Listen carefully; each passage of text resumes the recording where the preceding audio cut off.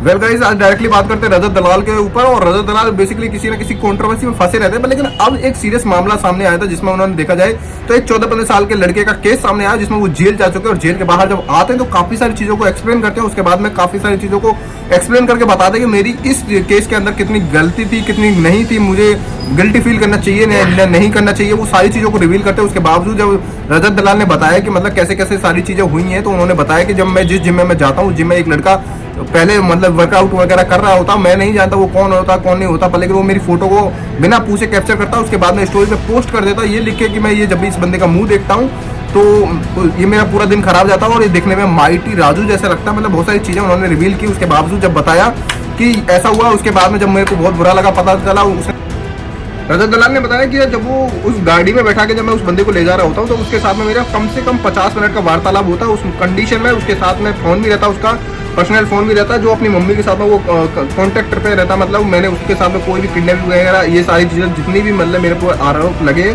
ये बिल्कुल भी मेरी तरफ से नहीं हुए हैं। और मैं अगर मैं इतना पागल नहीं होता तो मैं उस वीडियो बना के थार में बैठा के उसको किडनैप करके भाई अपने सोशल मीडिया प्लेटफॉर्म पे भाई स्टोरी नहीं लगाता। मैं इतना बेवकूफ़ भी नहीं हूँ। बहुत सारी चीज़ें बोली उसमें। उन्होंने बताया कि उस बंदे के साथ में मतलब पर्सनली उसका फोन भी उसके साथ में रहता, वो अपनी मम्मी के कॉन्टैक्ट में रहता रेगुलरली। उसके बावजूद उसको मैं उसके मम्मी के पास छोड़ने जाता हूँ और वहाँ पे जाके जब वो सारी चीज़ें होती हैं उसके बाद मेरे पे और भी आरोप लगाए जाते हैं, जैसे मतलब यूरिन वगैरह को लेके मतलब देखा जाए तो मैं भाई इतना गिरा मरा भी नहीं हूँ कि मैं ऐसी ऐसी कंडीशन वगैरह कर सकता हूँ। बहुत सारी चीज़ें उन्होंने बोली।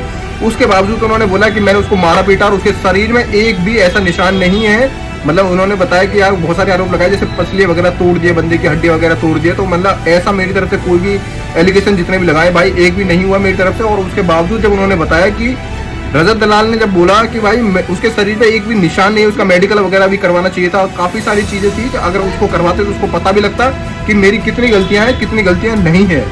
और ऐसा जब मेडिकल वगैरह करवाने के बाद में पता चलता तो भाई उसके शरीर पे एक निशान तक नहीं है, खरोच तक नहीं है। मेरे ऊपर जितने एलिगेशंस लगे थे पुलिस ने मेरे को ऐसे नहीं छोड़ दिया है और बहुत सारी चीज़ें चेक की हैं। और उसके बाद में जब मेरे को जब मतलब ये सारी चीज़ें पता लगी तो उसके बाद में मुझे रिहाई दे दी गई।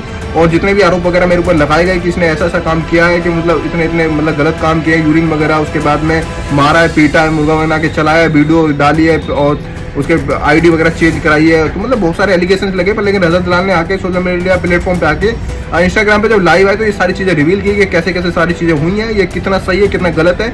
उन्होंने बोला डायरेक्टली मेरे ऊपर सारी एक एक वीडियो रिकॉर्डेड है, अब ये कितना सही है कितना गलत है वो बाद की बात है। पर लेकिन रजत दलाल ने अपनी तरफ से बिल्कुल पूरी तरह से एक्सप्लेनेशन दे दिया है कि ये मेरी तरफ से कोई भी गलती नहीं हुई है और मैं अपनी तरफ से बिल्कुल भी ना ही कोई गिल्टी फील करने वाला हूँ। ये सारी चीज़ें हुई हैं, अब ये कितना सही है कितना गलत है ये बाद की बात है। मैं मिलता हूँ आपको नेक्स्ट वीडियो में, तब तक टेक केयर, बाय बाय।